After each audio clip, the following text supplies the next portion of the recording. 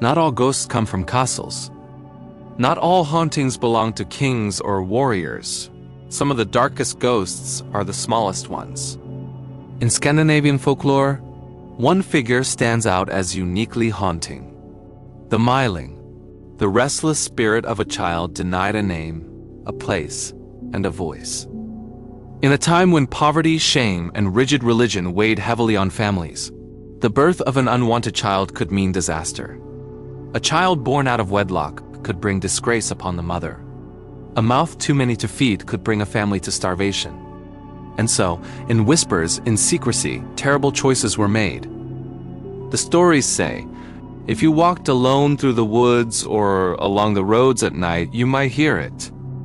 A child's thin, piercing cry. If you bent down to listen, sometimes nothing was there. But other times, something leapt upon your back. The weight of an invisible child clinging to your shoulders. One old tale from Småland, a province in southern Sweden, was recorded in the 19th century, though the belief itself is much older. It tells of a traveler walking home at night. As he passed through the forest, he heard a thin, piercing cry. At first it seemed distant, almost like the wind. But with each step it grew sharper, closer, and more unbearable, until the words rang clear. "Carry me to the graveyard, mother." He felt something leap upon his back, the weight of an unseen child. Step by step, the burden grew heavier. He staggered towards the church, but collapsed before reaching the gates. Some said he died beneath the weight, crushed not by a child of flesh, but by the voice of a life denied. Another tale, recorded in Värmland, a province in western Sweden in the 19th century, tells of a woman who crossed a lonely marsh at dusk.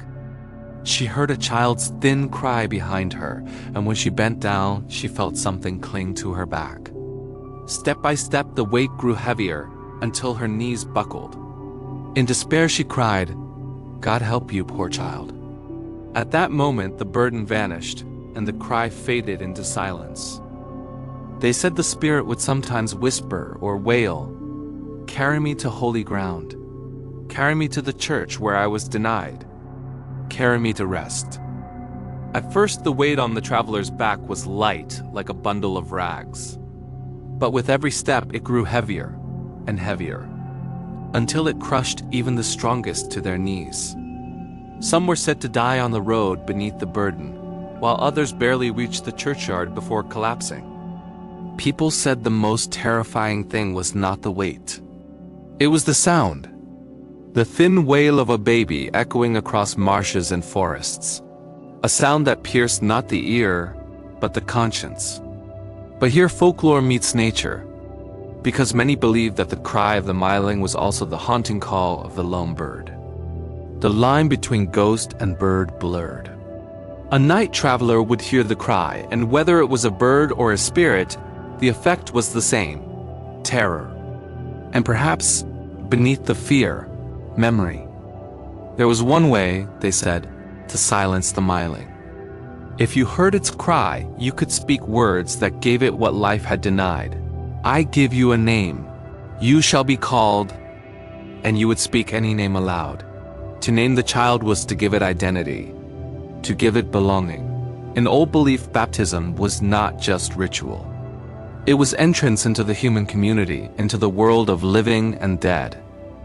Without a name, the child was nothing. With a name, it could rest. This is more than superstition. It is psychology wrapped in myth. The nameless is the most terrifying of all. To give it a name is to transform chaos into order, to recognize what was denied. The Myling is not only a ghost story, it is a social memory. It tells us of the shame laid upon women who bore children outside of marriage, of poverty so deep that an infant could not be afforded life, of a religion that made baptism the line between salvation and damnation. The ghost is the shadow of these truths. It is the child's voice, yes, but it is also the community's conscience. Folk stories do not vanish, they transform. We may no longer abandon children in the woods, but the Myling has not disappeared. It lives wherever a voice is silenced, wherever the innocent are denied a place. It is the buried trauma in a family that cries out through generations. It is the addiction that grows heavier the more it is ignored. It is the guilt that rides your shoulders until you collapse. The Myling is not only a Scandinavian ghost. It is universal. What you abandon will return. What you silence will demand to be heard. The Stoics said, "What stands in the way becomes the way." The Jungians said, "What you deny becomes your shadow." The Myling is both. It is the voice of unfinished business, the cry of unacknowledged truth, the burden that grows until it breaks you. And yet, it is also the path to redemption. For to carry the Myling to holy ground, or to give it a name, is to do what should have been done from the beginning, to recognize, to honor, to admit. So the question is not, do you believe in ghosts? The question is, what have you abandoned? What cries out in your night, disguised as something else? What grows heavier the longer you refuse to face it? The Myling teaches us that silence is never final. That every denied life, whether a child, a dream, or a truth, becomes a weight. And that only by naming it, acknowledging it, carrying it, can we set it free. The traveler who falls beneath the ghost's weight is not just crushed by the spirit of a child. He's crushed by conscience. But the one who dares to speak, who gives it a name, who carries it to holy ground, does not only save the ghost, he saves himself. The Myling may never have walked the roads of Sweden as flesh and blood, but in another sense, it has always been with us. The cry of the loam across the dark lake, the wail of conscience in the silence of night, the burden that grows heavier until we cannot bear it. Some ghosts do not haunt to destroy. They haunt to be acknowledged. And until we face them, they will ride our shoulders, not as punishment, but as demand. A demand to remember, a demand to give voice to the voiceless, a demand to bring the nameless into the circle of the living. Because even in death, the child cries, "Carry me, name me. Do not forget me." This was the story of the Myling. But the Myling is not alone. Every culture tells of the restless dead, revenants, banshees, maras, poltergeists. And every story carries the same warning. What you bury in silence will rise again.